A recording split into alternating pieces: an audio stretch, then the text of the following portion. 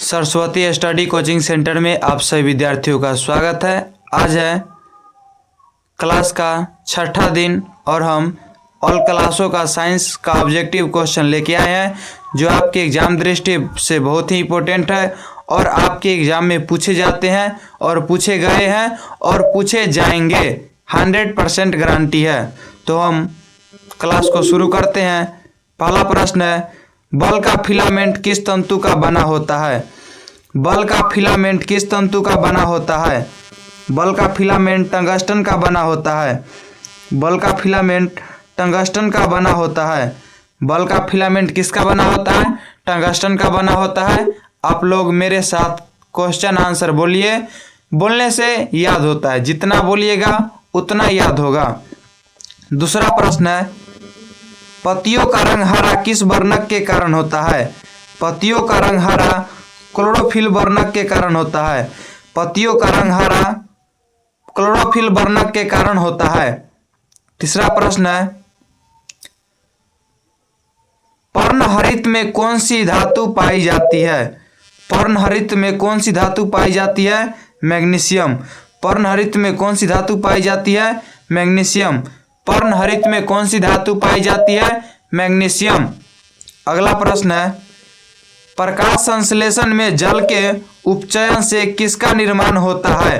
प्रकाश संश्लेषण में जल के उपचयन से किसका निर्माण होता है? ऑक्सीजन का निर्माण होता है। किसका निर्माण होता है? ऑक्सीजन का निर्माण होता है। अगला प्रश्न है, प्रकाश संश्लेषण में CO2 के अपचयन से किसका निर्माण होता है? प्रकाश संश्लेषण में CO2 के अपचयन से किसका निर्माण होता है? ग्लूकोज का निर्माण होता है। प्रकाश संश्लेषण में CO2 के अपचयन से किसका निर्माण होता है? ग्लूकोज का निर्माण होता है। अगला प्रश्न है, अमीबा अपना भोजन किस क्रिया के द्वारा बनाता है? अमीबा अपना भोजन कुटपाद के द्वारा बनाता है। अमीबा अपना भोजन कुटपाद के द्वारा बनाता है। अमीबा अपना भोजन कुटपाद के द्वारा बनाता है। अगला प्रश्न है, पैरामीशियम कैसा जीव है? पैरामीशियम कैसा जीव है? एक कोशिकीय जीव है। पैरामीशियम कैसा जीव है? एक कोशिकीय जीव है। पैरामीशियम कैसा जीव है? एक कोशिकीय जीव है। पैरामीशियम कैसा जीव है? एक कोशिकीय जीव है। अगला प्रश्न है, जीव के अग्रभाग से किस स्वाद का पता लगता है? जीव के अग्रभाग से मीठे स्वाद का पता लगता है। जीव के अग्रभाग से मीठे स्वाद का पता लगता है। अगला प्रश्न है, मानव में कुल कितने दांत होते हैं? मानव में कुल कितने दांत होते हैं? 32 दांत होते हैं। मानव में दूध के दांत कितने होते हैं? मानव में दूध के दांत 20 होते हैं और यही 20 दांत 2 बार जन्मता है। तो 2 बार उगने वाले दांतों की संख्या कितनी है मानव में? 20। और दूध की दांत कितना है? 20। मानव शरीर की सबसे कठोर भाग कौन है? दांत का इनामेल। मानव शरीर की सबसे कठोर भाग कौन है? दांत का इनामेल। मानव शरीर की सबसे कठोर भाग कौन है? दांत का इनामेल। अगला प्रश्न है, दांत किसका बना हुआ है? कैल्शियम और फास्फोरस का। कैल्शियम और फास्फोरस का। अगला प्रश्न है, दांत कितने प्रकार के होते हैं? दांत 4 प्रकार के होते हैं। दांत कितने प्रकार के होते हैं? 4 प्रकार के होते हैं। दांत कितने प्रकार के होते हैं? 4 प्रकार के होते हैं। दांत कितने प्रकार के होते हैं? 4 प्रकार होते हैं। और दांत के कितने भाग होते हैं? तो दांत के 3 भाग होते हैं। दांत के कितने भाग होते हैं? 3 भाग होते हैं। दांत के कितने प्रकार होते हैं? तो 4 प्रकार होते हैं। दांत 4 प्रकार के होते हैं।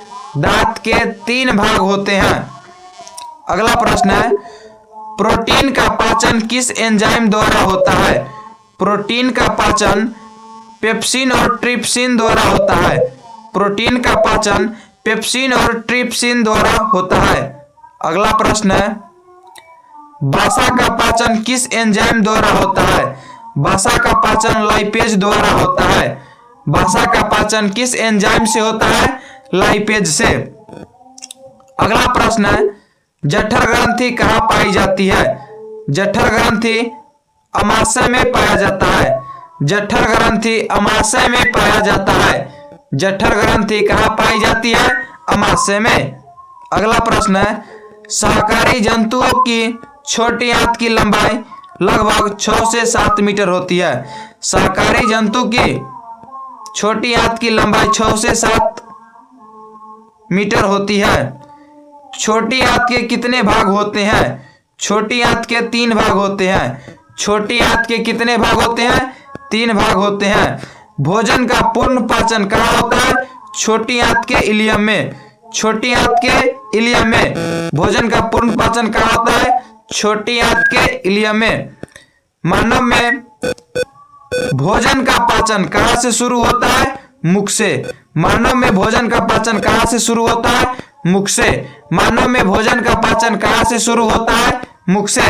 अगला प्रश्न है, HCl का पूरा नाम क्या है? हाइड्रोक्लोरिक अम्ल। HCl का पूरा नाम क्या है? हाइड्रोक्लोरिक अम्ल। HCl का पूरा नाम क्या है? हाइड्रोक्लोरिक अम्ल। अगला प्रश्न है, मानव शरीर की सबसे बड़ी ग्रंथि कौन है? मानव शरीर की सबसे बड़ी ग्रंथि यकृत है। मानव शरीर की सबसे बड़ी ग्रंथि कौन है? यकृत है। मानव शरीर की सबसे बड़ी ग्रंथि कौन है? यकृत है। अगला प्रश्न है, मानव शरीर की दूसरी सबसे बड़ी ग्रंथि कौन है? अमाशय। मानव शरीर की दूसरी सबसे बड़ी ग्रंथि कौन है? अग्नाशय। मानव शरीर की दूसरी सबसे बड़ी ग्रंथि कौन है? अग्नाशय। मानव शरीर की दूसरी सबसे बड़ी ग्रंथि कौन है? अग्नाशय। अगला प्रश्न है, मानव शरीर की सबसे बड़ा अंग कौन है? मानव शरीर की सबसे बड़ा अंग त्वचा है। मानव शरीर के सबसे बड़ा अंग कौन है? त्वचा। मानव शरीर की सबसे बड़ा अंग कौन है? त्वचा है। मानव शरीर के सबसे बड़ा अंग कौन है? त्वचा है। अगला प्रश्न है, मानव शरीर की सबसे बड़ी हड्डी कौन है? मानव शरीर की सबसे बड़ी हड्डी फीमर है। मानव शरीर की सबसे बड़ी हड्डी कौन है? फीमर है। मानव शरीर की सबसे बड़ी हड्डी कौन है? फीमर है। मानव शरीर की सबसे बड़ी हड्डी कौन है? फीमर है। अगला प्रश्न है, मानव शरीर की सबसे छोटी हड्डी कौन है? स्टैपिस। मानव शरीर की सबसे छोटी हड्डी कौन है? कान की हड्डी स्टैपिस। मानव शरीर की सबसे छोटी हड्डी कौन है? स्टैपिस। अगला प्रश्न है, मानव शरीर में कुल कितने हड्डी होते हैं? मानव शरीर में 206 हड्डी होते हैं। मानव शरीर में कुल कितने हड्डी होते हैं? 206 हड्डी होते हैं। मानव शरीर में कुल कितने हड्डी होते हैं? 206 हड्डी होते हैं। अगला प्रश्न है, मानव शरीर की सबसे मजबूत हड्डी कौन है? मानव शरीर की सबसे मजबूत हड्डी कौन है? जबड़े की हड्डी। मानव शरीर की सबसे मजबूत हड्डी कौन है? जबड़े की हड्डी। मानव शरीर की सबसे मजबूत हड्डी कौन है? जबड़े की हड्डी। मानव शरीर की सबसे बड़ी हड्डी कौन है? जबड़े की हड्डी। अगला प्रश्न है, मानव के फेसलियों पर कितने हड्डी होते हैं? 14। मानव के फेसलियों पर कितने हड्डी होते हैं? 14। अगला प्रश्न है, हड्डी किस किस से मिलकर बना हुआ है? कैल्शियम और फास्फोरस से मिलकर बना हुआ है। हड्डी किस किस से मिलकर बना हुआ है? कैल्शियम और फास्फोरस से मिलकर हड्डी बना हुआ है। अगला प्रश्न है, मछली किस अंग द्वारा सांस लेती है? गिल्स या गलफारा द्वारा। मछली किस अंग द्वारा सांस लेती है? गिल्स या गलफारा द्वारा। मछली किस अंग द्वारा सांस लेती है? गिल्स या गलफारा द्वारा। अगला प्रश्न है, मनुष्य किस अंग द्वारा सांस लेता है? मनुष्य किस अंग द्वारा सांस लेता है? फेफड़ा द्वारा मनुष्य सांस लेता है। अगला प्रश्न है, मानव 1 मिनट में कितना बार सांस लेता है? मानव 1 मिनट में कितना बार सांस लेता है? 16 से 18 बार। मानव 1 मिनट में 16 से 18 बार सांस लेता है। अगला प्रश्न है, मानव का हृदय 1 मिनट में कितने बार धड़कता है? मानव का हृदय 1 मिनट में 72 बार धड़कता है। मानव का हृदय 1 मिनट में कितने बार धड़कता है? 72 बार धड़कता है। श्वसन तंत्र का पहला भाग कौन है? श्वसन तंत्र का पहला भाग नाक है, नासिका या नाक। श्वसन तंत्र का पहला भाग नासिका या नाक है। अगला प्रश्न है, केचुआ किस अंग द्वारा सांस लेता है? केचुआ त्वचा द्वारा सांस ग्रहण करता है। केचुआ त्वचा द्वारा सांस ग्रहण करता है। अगला प्रश्न है, श्वसन तंत्र की प्रक्रिया कहाँ संपन्न होती है? श्वसन तंत्र की प्रक्रिया माइटोकॉन्ड्रिया में संपन्न होती है। श्वसन तंत्र की क्रिया कहाँ संपन्न होती है? माइटोकॉन्ड्रिया में। पौधों में जल का संवहन किस ऊतक के द्वारा होता है? पौधों में जल का संवहन किस ऊतक द्वारा होता है? जाइलम ऊतक द्वारा होता है। पौधों में जल का संवहन किस ऊतक द्वारा होता है? जाइलम ऊतक द्वारा होता है। अगला प्रश्न है, पौधों में भोज्य पदार्थ का संग्रह किस ऊतक द्वारा होता है? फ्लोएम द्वारा। भोज्य पदार्थ का संवहन पौधा में किस ऊतक द्वारा होता है? फ्लोएम द्वारा होता है। अगला प्रश्न है, जाइलम एवं फ्लोएम किस ऊतक से मिलकर बना हुआ है? जाइलम एवं फ्लोएम ऊतक संवहन ऊतक का निर्माण करता है। अगला प्रश्न है, पौधे का रसोई घर किसे कहा जाता है? पत्ती को। पौधे का रसोई घर किसे कहा जाता है? पत्तियों को। पौधे का रसोई घर किसे कहा जाता है? पत्तियों को। पौधे का रसोई घर किसे कहा जाता है? पत्तियों को कहा जाता है। शुद्ध रक्त किसमें पाया जाता है? धमनी में। शुद्ध रक्त किसमें पाया जाता है? धमनी में। शुद्ध रक्त किसमें पाया जाता है? धमनियों में। शुद्ध रक्त किसमें पाया जाता है? धमनियों में। अगला प्रश्न है, अशुद्ध रक्त किसमें पाया जाता है? अशुद्ध रक्त शिरा में पाया जाता है। अशुद्ध रक्त किसमें पाया जाता है? शिरा में पाया जाता है। अशुद्ध रक्त किसमें पाया जाता है? शिरा में पाया जाता है। अगला प्रश्न है, मानव हृदय का वजन लगभग कितना होता है? 300 ग्राम होता है। मानव हृदय का वजन लगभग कितना होता है? 300 ग्राम होता है। मानव हृदय का वजन लगभग कितना होता है? 300 ग्राम होता है। अगला प्रश्न है, मानव शरीर की सबसे व्यस्त अंग कौन है? मानव शरीर की सबसे व्यस्त अंग कौन है? हृदय है। मानव शरीर की सबसे व्यस्त अंग कौन है? हृदय है। मानव शरीर की सबसे व्यस्त अंग कौन है? हृदय है। मानव शरीर की सबसे व्यस्त अंग कौन है?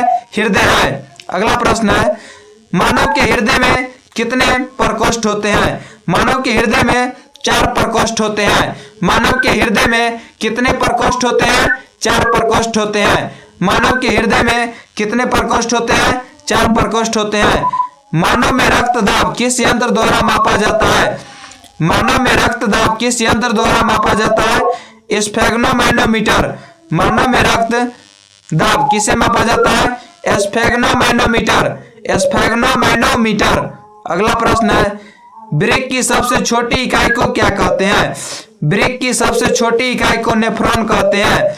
वृक्क की सबसे छोटी इकाई को क्या कहते हैं?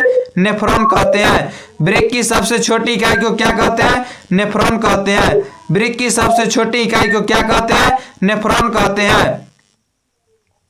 स्वाद का पता किसके द्वारा लगता है? स्वाद कलिकाओं द्वारा। स्वाद का पता किसके द्वारा लगता है? स्वाद कलिकाओं द्वारा। स्वाद का पता किसके द्वारा लगता है? स्वाद कलिकाओं द्वारा। स्वाद का पता किसके द्वारा लगता है?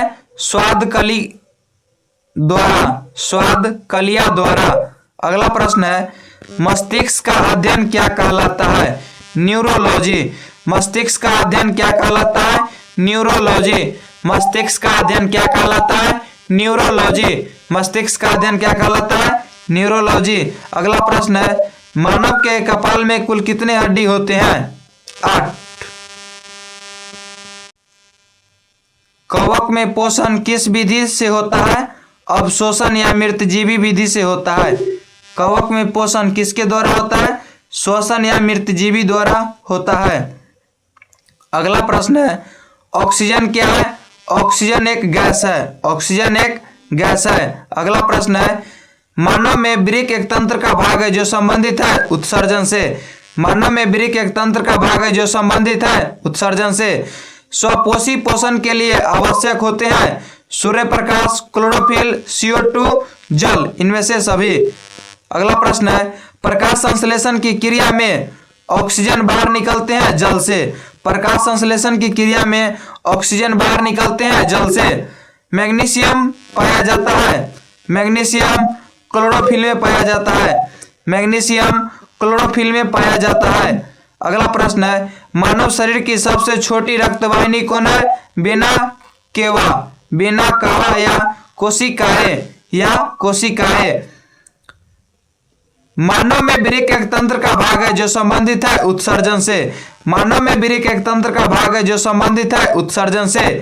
पादप में जाइलम उत्तरदायी होते हैं जल संवहन के लिए, जल संवहन के लिए उत्तरदायी होते हैं। दूध के जमने को निम्नलिखित में से कौन सी क्रिया होती है? किण्वन प्रक्रिया होती है। प्रकाश संश्लेषण द्वारा किसकी प्राप्ति होती है? ग्लूकोज की प्राप्ति होती है। प्रकाश संश्लेषण द्वारा किसकी प्राप्ति होती है? ग्लूकोज की। मानव आहार नल का सबसे लंबा भाग कौन है? छोटी आंत। मानव आहार नल का सबसे लंबा भाग कौन है? छोटी आंत। पतियों में गैसों का आदान प्रदान किसके द्वारा होता है? रंध्र के द्वारा होता है। पतियों में गैसों का आदान प्रदान किसके द्वारा होता है? रंध्र के द्वारा होता है। रक्तदाब किसे मापा जाता है? स्फैग्नोमैनोमीटर से। रक्तदाब किसे मापा जाता है? स्फैग्नोमैनोमीटर से। हरे पौधे क्या होते हैं? हरे पौधे क्या होते हैं? स्वपोषी होते हैं। हरे पौधे क्या होते हैं? स्वपोषी होते हैं। मानव के हृदय में कोष्ठकों की संख्या कितनी है? 4। मानव के हृदय में कोष्ठकों की संख्या कितनी है? 4। मानव के हृदय में कोष्ठकों की संख्या कितनी है? 4। पौधे के उत्सर्जी पदार्थ कौन कौन है? टैनिन, गोंद एवं टैनिन, गोंद, रेजिन एवं टैनिन। दांत के सबसे ऊपरी परत को क्या कहते हैं? इनामेल कहते हैं। दांत के सबसे ऊपरी परत को क्या कहते हैं? इनामेल कहते हैं। आप लोग को हम बार बार कहते हैं कि मेरे साथ बोलिए और क्वेश्चन और आंसर दोनों बोलिए, बोलने से याद होता है। तो आप लोग सिर्फ देख रहे हैं वीडियो को, आप ही को कह रहे हैं देखिए और बोलिए वीडियो को। अगला प्रश्न है आरबीसी का जीवन काल कितने दिनों का होता है? आरबीसी का जीवन काल 120 दिन का होता है। आरबीसी का जीवन काल कितने दिनों का होता है? 120 दिन का होता है। आरबीसी का जीवन काल कितने दिनों का होता है? 120 दिन का होता है। आरबीसी का जीवन काल कितने दिनों का होता है? 120 दिन का होता है। हेमोग्लोबिन की कमी से कौन सा रोग होता है? एनीमिया रोग होता है। हीमोग्लोबिन की कमी से कौन सा रोग होता है? एनीमिया रोग होता है। ऑक्सीजन का वाहक कौन है? हेमोग्लोबिन। ऑक्सीजन, मानव शरीर में ऑक्सीजन का वाहक कौन है? हेमोग्लोबिन। ऑक्सीजन का वाहक कौन है? हेमोग्लोबिन। पीत रस कहाँ से स्रावित होता है? यकृत से स्रावित होता है। पीत रस कहाँ से स्रावित होता है? यकृत से स्रावित होता है। किरणों के समूह को क्या कहते हैं? किरण पुंज कहते हैं। किरणों के समूह को क्या कहते हैं? किरण पुंज कहते हैं। आकाश का रंग नीला किस घटना के कारण दिखाई देता है? प्रकाश के प्रकीर्णन के कारण। आकाश का रंग नीला किस घटना के कारण दिखाई देता है? प्रकाश के प्रकीर्णन के कारण। अवतल लेंस को और किस नाम से जाना जाता है? अपसारी लेंस। अपसारी लेंस। अवतल लेंस को और किस नाम से जाना जाता है? अपसारी लेंस। तालाब में जल कम गहरा दिखाई देना प्रकाश के अपवर्तन के कारण होता है। तालाब में जल का कम गहरा दिखाई देना प्रकाश के अपवर्तन के कारण होता है। प्रकाश किस रेखा में गमन करती है? सीधी रेखा में। प्रकाश किस रेखा में गमन करती है? सीधी रेखा में। प्रकाश किस रेखा में गमन करती है? सीधी रेखा में। प्रकाश के अपवर्तन के कितने नियम होते हैं? 2 नियम होते हैं। प्रकाश के अपवर्तन के कितने नियम होते हैं? 2 नियम होते हैं। प्रकाश के परावर्तन के कितने नियम होते हैं? 2 नियम होते हैं। प्रकाश के परावर्तन के कितने नियम होते हैं? 2 नियम होते हैं। हजामत बनाने के लिए किस दर्पण का प्रयोग किया जाता है? अवतल दर्पण को। हजामत बनाने के लिए किस दर्पण का प्रयुक्त किया जाता है? अवतल दर्पण को। लेंस की क्षमता का ऐसा मात्रक क्या होता है? डायोप्टर। लेंस की क्षमता का ऐसा मात्रक क्या होता है? डायोप्टर। लेंस की क्षमता का ऐसा मात्रक क्या होता है? डायोप्टर। दर्पण सूत्र 1/v + 1/u बराबर 1/f होता है। दर्पण सूत्र 1/v + 1/u बराबर 1/f होता है। लेंस सूत्र 1/v - 1/u बराबर 1/f होता है। लेंस सूत्र 1/v - 1/u बराबर 1/f होता है। कौन सा लेंस को अपसारी लेंस कहते हैं? अवतल लेंस को अपसारी लेंस कहते हैं। अवतल लेंस को और किस नाम से जाना जाता है? अपसारी लेंस। उत्तल लेंस को और किस नाम से जाना जाता है? अभिसारी लेंस को। उत्तल लेंस को और किस नाम से जाना जाता है? अभिसारी लेंस को। लेंस की क्षमता का सही मात्रक क्या होता है? डायोप्टर होता है, जिसे डी से सूचित किया जाता है। लेंस के कितने फोकस होते हैं? 2। लेंस के कितने फोकस होते हैं? 2। जिस वस्तु से प्रकाश निकलती है उसे क्या कहते हैं? प्रकाश स्रोत। जिस वस्तु से प्रकाश निकलते हैं उसे क्या कहते हैं? प्रकाश स्रोत। तारे का टिमटिमाना वायुमंडलीय अपवर्तन के कारण होता है। तारे टिमटिमाना वायुमंडलीय अपवर्तन के कारण। निकट दृष्टि दोष को दूर करने के लिए अवतल लेंस की चश्मा की आवश्यकता होती है। निकट दृष्टि दोष को दूर करने के लिए अवतल लेंस की चश्मा की आवश्यकता होती है। अब हम कल वाले क्वेश्चन को रिवीजन करते हैं और रिवीजन में आप लोग जरूर से जरूर बोलिएगा, क्वेश्चन आंसर दोनों बोलिएगा और जितना बोलिएगा उतना याद होगा। तो हम शुरू करते हैं रिवीजन का क्वेश्चन। लंबाई का SI मात्रक क्या होता है? मीटर। लंबाई का SI मात्रक मीटर। द्रव्यमान का मात्रक क्या होता है? किलोग्राम। द्रव्यमान का मात्रक क्या होता है? किलोग्राम। समय का मात्रक क्या होता है? सेकेंड। समय का मात्रक क्या होता है? सेकेंड। क्षेत्रफल का मात्रक क्या होता है? वर्ग मीटर या मीटर स्क्वायर। क्षेत्रफल का मात्रक क्या होता है? वर्ग मीटर या मीटर स्क्वायर। आयतन का मात्रक क्या होता है? घन मीटर। आयतन का मात्रक क्या होता है? घन मीटर। आयतन का मात्रक क्या होता है? घन मीटर या मीटर क्यूब या मीटर क्यूब। घनत्व का SI मात्रक क्या होता है? किलोग्राम प्रति घन मीटर। किलोग्राम प्रति घन मीटर। घनत्व का SI मात्रक होता है किलोग्राम प्रति घन मीटर। वेग का मात्रक क्या होता है? मीटर प्रति सेकेंड। वेग का मात्रक क्या होता है? मीटर प्रति सेकेंड। वेग का मात्रक क्या होता है? मीटर प्रति सेकेंड। चाल का मात्रक क्या होता है? मीटर प्रति सेकेंड। चाल का मात्रक क्या होता है? मीटर प्रति सेकेंड। चाल का मात्रक क्या होता है? मीटर प्रति सेकेंड। बल का SI मात्रक क्या होता है? न्यूटन। बल का मात्रक क्या होता है? न्यूटन। बल का मात्रक क्या होता है? न्यूटन। और बल का CGS मात्रक क्या होता है? आप लोग इसका आंसर कमेंट में बताएंगे कि बल का CGS मात्रक क्या होता है। कमेंट में बताइए इसका आंसर जल्दी जल्दी। बल का CGS मात्रक क्या होता है? त्वरण का SI मात्रक क्या होता है? मीटर प्रति सेकेंड स्क्वायर। त्वरण का मात्रक क्या होता है? मीटर प्रति सेकेंड स्क्वायर। मीटर प्रति सेकेंड स्क्वायर। कार्य का मात्रक क्या होता है? जूल होता है।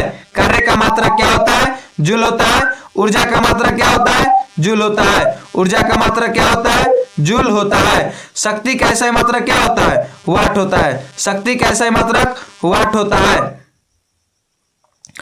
ताप का SI मात्रक क्या होता है? केल्विन होता है। ताप का SI मात्रक क्या होता है? केल्विन होता है। उष्मा का मात्रक क्या होता है? जूल पर कैलोरी। उष्मा का मात्रक क्या होता है? जूल या कैलोरी। उष्मा का मात्रक क्या होता है? जूल। विद्युत धारा का मात्रक क्या होता है? एम्पियर।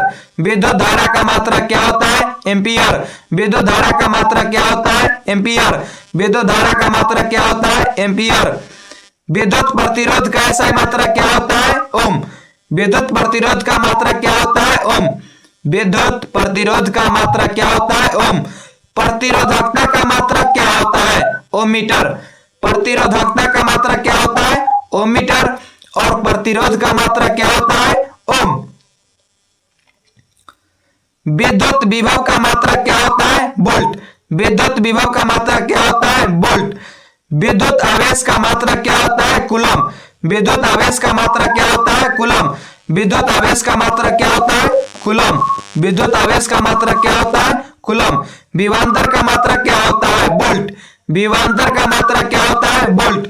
विभवांतर का मात्रक क्या होता है? वोल्ट। ध्वनि का मात्रक क्या होता है? डेसिबल। ध्वनि का मात्रक क्या होता है? डेसिबल। ध्वनि का मात्रक क्या होता है? डेसिबल। आवृत्ति का मात्रक क्या होता है? हर्ट्ज। आवृत्ति का मात्रक क्या होता है? हर्ट्ज। आवृत्ति का मात्रक क्या होता है? हर्ट्ज। ध्वनि की तीव्रता का मात्रक डेसिबल होता है। ध्वनि की तीव्रता का मात्रक डेसिबल होता है। तरंग दैर्घ्य का मात्रक क्या होता है? एंगस्ट्रॉम। तरंग दैर्घ्य का SI मात्रक मीटर या एंगस्ट्रॉम होता है। ताप का मात्रक क्या होता है? केल्विन होता है। ताप का मात्रक क्या होता है? केल्विन होता है। विद्युत धारिता का मात्रक क्या होता है? फैराडे। विद्युत धारिता का मात्रक क्या होता है? फैराडे। विद्युत धारिता का मात्रक क्या होता है? फैराडे। स्टार्टेड। मधुमक्खी पालन के अध्ययन को क्या कहते हैं? पिसीकल्चर। मधुमक्खी पालन के अध्ययन को क्या कहते हैं? पिसीकल्चर। मधुमक्खी पालन के अध्ययन को क्या कहते हैं? पिसीकल्चर। रेशम कीट पालन के अध्ययन को क्या कहते हैं? सेरीकल्चर। रेशम कीट पालन के अध्ययन को क्या कहते हैं? सेरीकल्चर। फूल की खेती को क्या कहते हैं? फ्लोरिकल्चर। फूल की खेती को क्या कहते हैं? फ्लोरिकल्चर। फूल की खेती को क्या कहते हैं? फ्लोरिकल्चर। फलों का अध्ययन क्या कहलाता है? पेमोलॉजी। फलों का अध्ययन क्या कहलाता है? पेमोलॉजी। फलों का अध्ययन क्या कहलाता है? पेमोलॉजी। सवाल का अध्ययन क्या कहलाता है? फाइकोलॉजी। सवाल का अध्ययन क्या कहलाता है? फाइकोलॉजी। कवक के अध्ययन को क्या कहते हैं? माइकोलॉजी। कवक के अध्ययन को क्या कहते हैं? माइकोलॉजी। कवक के अध्ययन को क्या कहते हैं? माइकोलॉजी। फूल की खेती के अध्ययन को क्या कहते हैं? फ्लोरिकल्चर। फूल की खेती के अध्ययन को क्या कहते हैं? फ्लोरिकल्चर। फूल की खेती के अध्ययन को क्या कहते हैं? फ्लोरिकल्चर। कास्टिक पेड़ का अध्ययन क्या कहलाता है? सिल्वीकल्चर। कास्टिक पेड़ का अध्ययन क्या कहलाता है? सिल्वीकल्चर। कास्टिक पेड़ का अध्ययन क्या कहलाता है? सिल्वीकल्चर। मछली पालन के अध्ययन को क्या कहते हैं? पिसीकल्चर। मछली पालन के अध्ययन को क्या कहते हैं? पिसीकल्चर। मछली पालन के अध्ययन को क्या कहते हैं? पिसीकल्चर। वृक्ष एवं झाड़ियों के अध्ययन को क्या कहते हैं? डेंटोलॉजी। वृक्ष एवं झाड़ियों के अध्ययन को क्या कहते हैं? डेंटोलॉजी। वृक्ष एवं झाड़ियों के अध्ययन को क्या कहते हैं? डेंटोलॉजी। साधारण नमक का अनुसूत्र क्या होता है? NaCl। साधारण नमक का अनुसूत्र क्या होता है? NaCl। बेकिंग सोडा का अनुसूत्र NaHCO3 होता है। बेकिंग सोडा का अनुसूत्र NaHCO3 होता है। बेकिंग सोडा का अनुसूत्र NaHCO3 होता है। विरंजक चूर्ण का रासायनिक सूत्र CaOH2 होता है। विरंजक चूर्ण का रासायनिक सूत्र CaOH2 होता है। विरंजक चूर्ण का रासायनिक सूत्र CaOH2 होता है। चूने पानी का अनुसूत्र CaOH2 होता है। CaOH2 होता है। जिप्सम का अनुसूत्र CaSO4 होता है। जिप्सम का अनुसूत्र CaSO4 होता है। चौक का अनुसूत्र CaCO3। चौक का अनुसूत्र CaCO3 होता है। बिना बुझा हुआ चूना का अनुसूत्र CaO होता है। बिना बुझा हुआ चूना का अनुसूत्र CaO होता है। नौसादर का अनुसूत्र NH4Cl होता है। नौसादर का अनुसूत्र NH4Cl होता है। भारी जल का अनुसूत्र D2O होता है। भारी जल का अनुसूत्र D2O होता है। विभवांतर का मात्रक क्या होता है? वोल्ट होता है। विभवांतर का मात्रक क्या होता है? वोल्ट होता है। विभवांतर मापने वाले यंत्र को क्या कहते हैं? वोल्टमीटर। विभवांतर मापने वाले यंत्र को क्या कहते हैं? वोल्टमीटर। शक्ति का मात्रक क्या होता है? वाट होता है। शक्ति का मात्रक क्या होता है? वाट होता है। आवेश के प्रवाह के दर को क्या कहते हैं? विद्युत धारा। आवेश के प्रवाह के दर को क्या कहते हैं? विद्युत धारा। 1 किलोवाट घंटा किसका मात्रक है? विद्युत ऊर्जा का। 1 किलोवाट घंटा कितने जूल के बराबर होता है? 3.6 गुने 10⁻6 जूल के। बल का फिलामेंट किस तंतु का बना होता है? टंगस्टन का बना होता है। 1 HP में कितना वाट होता है? 746 वाट होता है। 1 HP में कितना वाट होता है? 746 वाट होता है। धारा मापने वाले यंत्र को क्या कहते हैं? एमीटर या आमीटर। धारा मापने वाले यंत्र को क्या कहते हैं? एमीटर या आमीटर। प्रतिरोध का मात्रक क्या होता है? ओम होता है। हमारे घरों में कितनी वोल्ट की विद्युत आपूर्ति की जाती है? 220 वोल्ट या 50 हर्ट्ज। ओम के नियम बराबर होता है V बराबर IR होता है। ओम के नियम बराबर V बराबर IR होता है। एमीटर का प्रतिरोध क्या होता है? बहुत कम होता है। एमीटर का प्रतिरोध क्या होता है? बहुत कम होता है। नेत्र गोलक का व्यास लगभग कितना होता है? 2.3 सेंटीमीटर। नेत्र गोलक का व्यास लगभग कितना होता है? 2.3 सेंटीमीटर। मानव के आंख में कौन सा लेंस होता है? उत्तल लेंस। मानव के आंख में कौन सा लेंस होता है? उत्तल लेंस। बेकिंग सोडा का रासायनिक सूत्र NaHCO3 होता है। बेकिंग सोडा का रासायनिक सूत्र NaHCO3 होता है। हमारा शरीर का pH मान कितना पारस के बीच कार्य करता है? 7.0 से 7.8 के बीच। हमारा शरीर का pH मान कितना पारस के बीच कार्य करता है? 7.0 से 7.8 के बीच।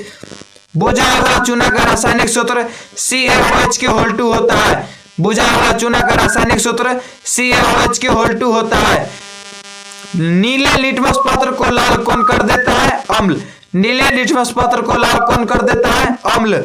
सभी अम्लों में क्या पाया जाता है? हाइड्रोजन। सभी अम्लों में क्या पाया जाता है? हाइड्रोजन। चींटी के डंक में कौन सा अम्ल पाया जाता है? मेथोनोइक या फॉर्मिक अम्ल। चींटी के डंक में फॉर्मिक या मेथोनोइक अम्ल, बिच्छू के डंक में फॉर्मिक या मेथोनोइक अम्ल। धोबन सोडा का रासायनिक सूत्र NaHCO3 होता है। धोबन सोडा का रासायनिक सूत्र NaHCO3 होता है। अम्लीय वर्षा का पीएच मान 5.6 से कम होता है। अम्लीय वर्षा का पीएच मान 5.6 से कम होता है। दांत को साफ करने के लिए दंतमंजन की प्रकृति कैसी होती है? क्षारीय होती है। दांत को साफ करने के लिए दंतमंजन की प्रकृति कैसी होती है? क्षारीय होती है। कार्बन क्या है? कार्बन एक अधातु है। कार्बन क्या है? एक अधातु है। 1 ग्राम सोना से कितना लंबा तार बनाया जा सकता है? 2 किलोमीटर लंबा तार बनाया जा सकता है। 1 ग्राम सोना से कितना लंबा तार बनाया जा सकता है? 2 किलोमीटर। सोडियम के परमाणु संख्या कितना होता है? 11 होता है। सोडियम के परमाणु संख्या कितना होता है? 11 होता है। कमरे के ताप पर द्रवावस्था में पाए जाने वाला धातु कौन है? पारा। कमरे के ताप पर द्रवावस्था में पाए जाने वाला धातु कौन है? पारा। लोहा के परमाणु संख्या कितना होता है? 26 होता है। लोहा का संकेत Fe होता है। पीत रस कहाँ से स्रावित होता है? यकृत से। पीत रस कहाँ से स्रावित होता है? यकृत से। मस्तिष्क का सबसे बड़ा भाग कौन है? परम मस्तिष्क। मस्तिष्क का सबसे बड़ा भाग कौन है? परम मस्तिष्क। खुला परिसंचरण तंत्र किसमें पाया जाता है? कॉकरोच में। खुला परिसंचरण तंत्र किसमें पाया जाता है? कॉकरोच में या तिलचट्टा में। आयोडीन की कमी से कौन सा रोग होता है? घेगा रोग होता है। आयोडीन की कमी से कौन सा रोग होता है? घेगा रोग होता है। इंसुलिन की कमी से कौन सा रोग होता है? मधुमेह रोग होता है। इंसुलिन की कमी से कौन सा रोग होता है? मधुमेह रोग होता है। किसे रासायनिक दूत कहा जाता है? हार्मोनों को रासायनिक दूत कहा जाता है। हार्मोनों को रासायनिक दूत कहा जाता है। पत्तियों का मुरझाना किस पादप हार्मोन के कारण संभव है? एब्सिसिक अम्ल। आयोडीन की कमी से कौन सा रोग होता है? घेगा रोग होता है। मानव शरीर की सबसे लंबी कोशिका कौन है? तंत्रिका कोशिका। मानव शरीर की सबसे लंबी कोशिका कौन है? तंत्रिका कोशिका। मानव शरीर की औसत तापमान, मानव शरीर की औसत भार 1400 ग्राम होता है और महिला का 1350 ग्राम। फल पकाने वाला हार्मोन कौन है? एथिलीन। फल पकाने वाला हार्मोन कौन है? एथिलीन। मानव मादा में जन्म तंत्र का भाग नहीं है, शुक्रवाहिका। मानव मादा में जन्म तंत्र का भाग नहीं है, शुक्रवाहिका। मानव मादा में जन्म तंत्र का भाग नहीं है, शुक्रवाहिका। मानव मादा में जन्म तंत्र का भाग नहीं है, शुक्रवाहिका। एकलिंगी पुष्प का उदाहरण है पपीता, तरबूज एकलिंगी पुष्प का उदाहरण है। शुक्राणुओं का मोचन कहाँ होता है? अधिवृष्ण में। शुक्राणुओं का मोचन कहाँ होता है? अधिवृष्ण में। तो क्वेश्चन, वीडियो का लास्ट क्वेश्चन है, पौधे का रसोई घर किसे कहा जाता है? आप लोग इसका आंसर कमेंट में बताएंगे। और मेरा वीडियो अच्छा लगा होगा तो आप लोग लाइक और सब्सक्राइब जरूर कीजिएगा, और चैनल पर नए हो तो चैनल को सब्सक्राइब कर देंगे और अपने दोस्तों में जरूर से जरूर शेयर कीजिएगा। और टारगेट बनाए कि सबसे पहले मॉर्निंग मून का सबसे पहले हम साइंस पढ़ें और अपने दिन का शुरुआत साइंस से ही करें। धन्यवाद। और 6 बजे से लेके 6:30 के बीच में JMS मैथ्स यूट्यूब चैनल पर वीडियो साइंस का अपलोड हो जाता है। आप लोग जरूर से जरूर देखिएगा और अपने दोस्तों को भी दिखाइएगा, और जितना हो सके शेयर जरूर कीजिएगा।